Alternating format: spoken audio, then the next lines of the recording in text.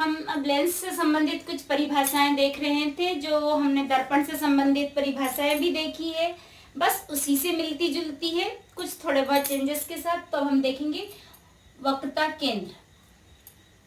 हमने देखा कि अवतल लेंस या उत्तल लेंस जो है ये इनमें दो गोलीय पृष्ठ होते हैं और प्रत्येक पृष्ठ एक गोले का भाग होता है। दो गोलीय पृष्ठ से मिलकर बने होते हैं, हमने देखा था, और प्रत्येक पृष्ठ एक गोले का भाग होता है। इन गोलों के केंद्र जो हैं ये लेंस का वक्रता केंद्र कहलाते हैं। जिस भी गोले से बने हैं उस गोले का जो केंद्र बिंदु होगा वह केंद्र बिंदु इसका वक्रता केंद्र कहलाता है और इन्हें C द्वारा डिनोट किया जाता है, जैसे कि हमने उसमें पढ़ा था दर्पण में, अवतल दर्पण उत्तल दर्पण में, कि इसे C द्वारा प्रदर्शित किया जाता है।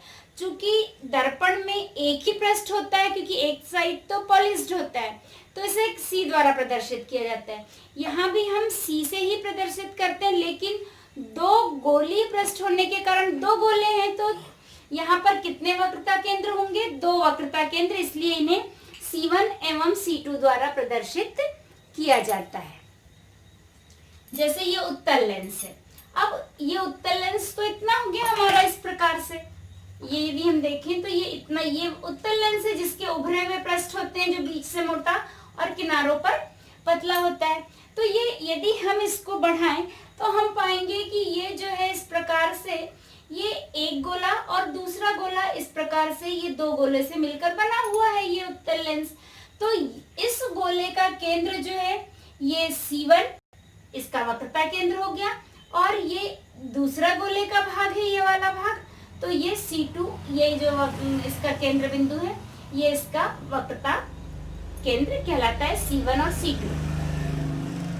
इसी प्रकार अवतल लेंस में भी देखें कि अवतल लेंस के दोनों जो गोलीय पृष्ठ हैं ये अंदर की ओर वक्रित होते हैं, ये अंदर की ओर वक्रित होते हैं, और इस प्रकार ये एक गोले का भाग हो गया और दूसरा गोला ये हो गया। तो इस गोले का केंद्र, वक्रता केंद्र जो है ये C1, और इस गोले का केंद्र बिंदु जो है इसका ये वक्रता केंद्र C2। इस प्रकार C1 और C2 इसके दो वक्रता केंद्र होते हैं। नेक्स्ट है मुख्य अक्ष, प्रिंसिपल एक्सिस। लेंस के दोनों वक्रता केंद्र, दोनों लेंस में हमने देखा है, उत्तल में भी और ये अवतल लेंस में भी, कि दो वक्रता केंद्र होते हैं। तो दोनों वक्रता केंद्रों से गुजरने वाली एक काल्पनिक सीधी रेखा लेंस का मुख्य अक्ष कहलाती है।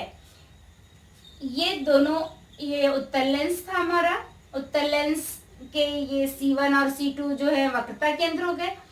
इनसे मान लीजिए, कल्पना कीजिए कि इन दोनों बिंदुओं से होकर एक रेखा गुजर रही है, काल्पनिक सीधी सरल रेखा गुजरेगी इससे, जो इसका मुख्य अक्ष कहलाती है। और इसी प्रकार अवतल लेंस में भी इसका जो है ये वक्रता केंद्र C1 और C2, और वक्रता केंद्र से होकर गुजरने वाली ये काल्पनिक की सीधी रेखा जो है ये इसका मुख्य अक्ष कहलाती है। नेक्स्ट है प्रकाशिक केंद्र। लेंस का केंद्रीय बिंदु जो है इसका प्रकाशिक केंद्र कहलाता है और इसे O द्वारा निरूपित किया जाता है। इसे O से निरूपित करते हैं। जैसे यहाँ पर देखिए कि यहाँ पर ये एक उत्तल लेंस है, और उत्तल लेंस में जो है यहाँ पर हम देखेंगे कि इसका केंद्रीय बिंदु लेंस का, ये उत्तल लेंस हमने यहाँ पे किया था, ये तो सिर्फ सर्कल इसलिए बना के बताए थे कि गोले का केंद्र आपको समझ आ सके कि ये केंद्र जिस बिंदु से, जो केंद्र बिंदु है इसका, ये इसका वक्रता केंद्र, इसलिए दोनों ओर गोले बनाए गए थे। वास्तव में लेंस सिर्फ इतना है। ठीक इसी प्रकार यहाँ पर भी ये जो लेंस है इसका केंद्रीय बिंदु, इसका सेंटर पॉइंट जो है, ये सेंटर पॉइंट जो है इसका प्रकाशिक केंद्र कहलाता है। इसे O द्वारा प्रदर्शित किया जाता है। इस प्रकार ये जो होगा, ये इसका केंद्र बिंदु, ये O द्वारा प्रदर्शित करेंगे, ये इसका प्रकाशिक केंद्र होगा। ठीक इसी प्रकार जो है इसका जो ये केंद्र बिंदु है, ये देखिए यहाँ पर, ये O जो है ये इसका प्रकाशिक केंद्र होगा, ये अवतल लेंस में। नेक्स्ट है मुख्य फोकस। मुख्य फोकस, लेंस पर मुख्य अक्ष के समांतर आपतित प्रकाश किरणें। हम मुख्य अक्ष को देख चुके हैं कि मुख्य अक्ष जो है इस प्रकार इसके वक्रता केंद्र से होकर गुजरने वाली, दोनों वक्रता केंद्रों से होकर गुजरने वाली रेखा मुख्य अक्ष कहलाती है। इसका मुख्य अक्ष ये हो गया, और उत्तल लेंस का, और अवतल लेंस का मुख्य अक्ष ये हो गया। तो इस प्रकार ये जो है ये मुख्य अक्ष हो गया। अब प्रश्न हमसे मुख्य फोकस की परिभाषा क्या कह रही है कि लेंस पर मुख्य अक्ष के समांतर आपतित प्रकाश किरणें, ये मुख्य अक्ष के समांतर जो है ये प्रकाश किरणें आपतित हो रही हैं। ठीक इसी प्रकार अवतल लेंस में भी ये मुख्य अक्ष, इसके समांतर ये प्रकाश किरणें आपतित हो रही हैं। ये सिर्फ 2 प्रकाश किरणों द्वारा समझाया गया है। एबो टू 2 भी हो सकती है, 2 से अधिक भी ये प्रकाश किरणें होती हैं। तो मुख्य अक्ष के समांतर आपतित प्रकाश किरणें लेंस से अपवर्तन के पश्चात मुख्य अक्ष के जिस बिंदु पर मिलती है, मुख्य अक्ष के जिस बिंदु पर मिलती है या जिस बिंदु से फैलती हुई प्रतीत होती है उसे मुख्य अक्ष, उसे मुख्य फोकस कहते हैं। यहाँ पे देखिए जिस बिंदु पर मिलती है, देखिए अपवर्तन के पश्चात, यहाँ अपवर्तन हुआ, अपवर्तन के पश्चात ये प्रकाश किरणों ने अपना मार्ग परिवर्तित किया और इस प्रकार यहाँ मुख्य फोकस, ये मुख्य अक्ष के ऊपर आकर यहाँ पर ये मिल रही हैं। तो इस प्रकार जो है ये इसका मुख्य फोकस कहलाएगा। ये उत्तल लेंस है और उत्तल लेंस में मुख्य फोकस जो है राइट हैंड साइड पर आपको प्राप्त होता है। यहाँ पर भी फोकस जो है 2 प्राप्त होंगे, जैसे हमने वहां अवतल और उत्तल दर्पण में फोकस को कैपिटल F द्वारा प्रदर्शित किया था।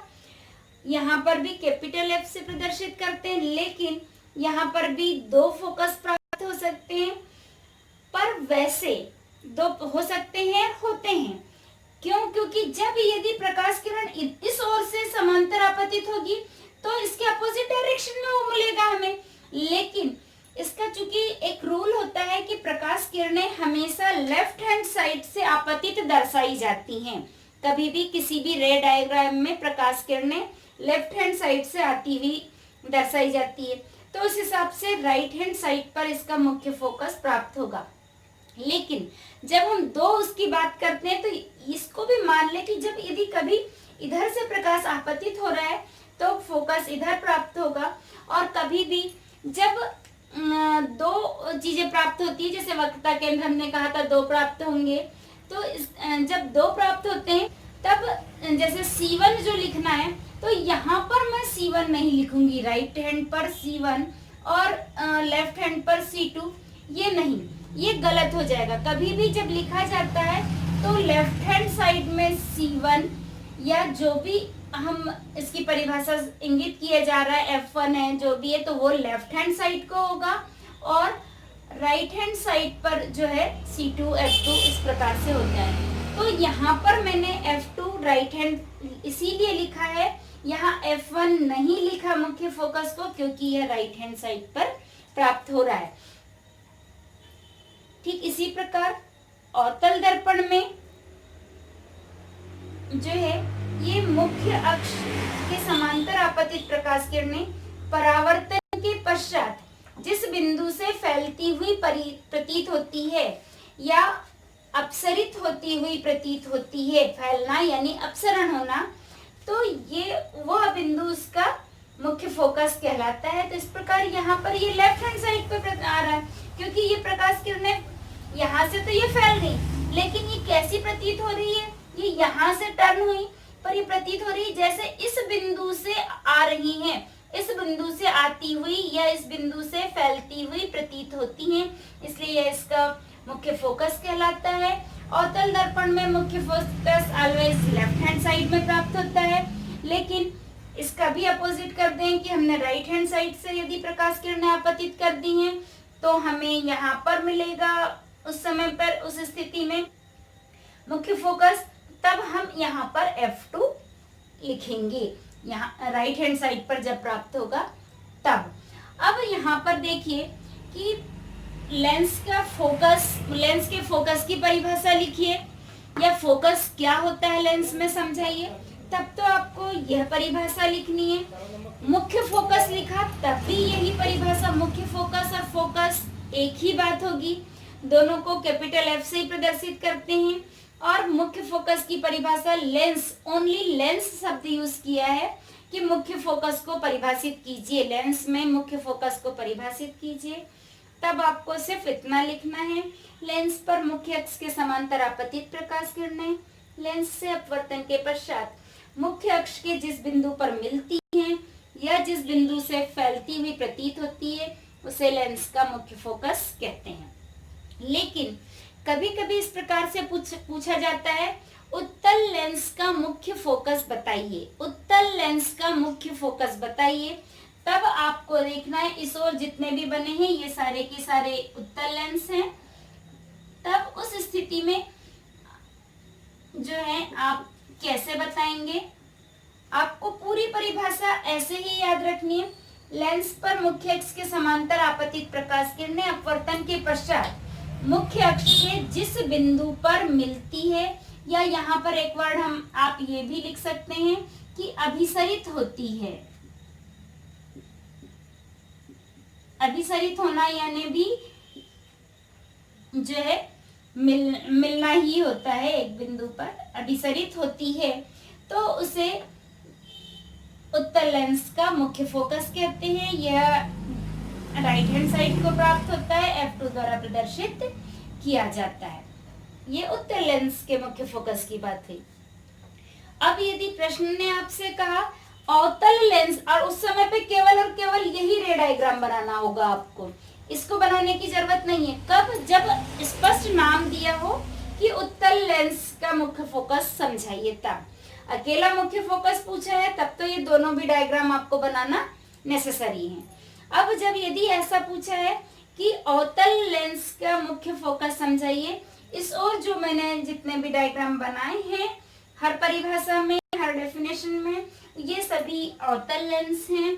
इससे पहले आपको अवतल लेंस उत्तल लेंस की परिभाषाएं बता चुके हैं, तो उस हिसाब से भी आपको समझ आ जाना चाहिए अवतल लेंस। अब हमें क्या करना है, लिखना पूरा वही है परिभाषा। देखिए कैसा चेंज करना है। लेंस पर मुख्य अक्ष के समांतर आपतित प्रकाश किरणें लेंस से अपवर्तन के पश्चात मुख्य अक्ष के, ये पूरा। अब यहाँ पे ये या जो लगाया है वो इसीलिए लगाया है, ये उत्तल लेंस के लिए था। अब यहाँ पे लिख रहे हैं मुख्य अक्ष के जिस बिंदु से फैलती हुई, यानी या फैलती की जगह, जैसे यहाँ मिलती की जगह हमने अभिसरित लिखा था, यहाँ फैलती की जगह पर हम अपसरित लिख सकते हैं, क्योंकि अपसरण का अर्थ होता है फैलना। अपसरित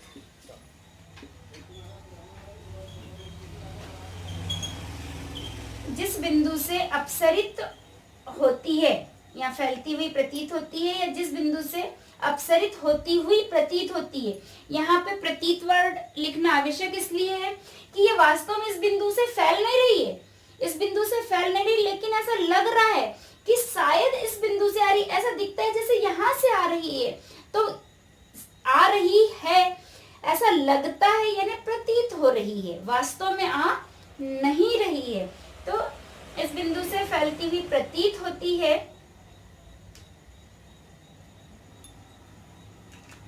उसे अवतल लेंस का मुख्य फोकस कहते हैं।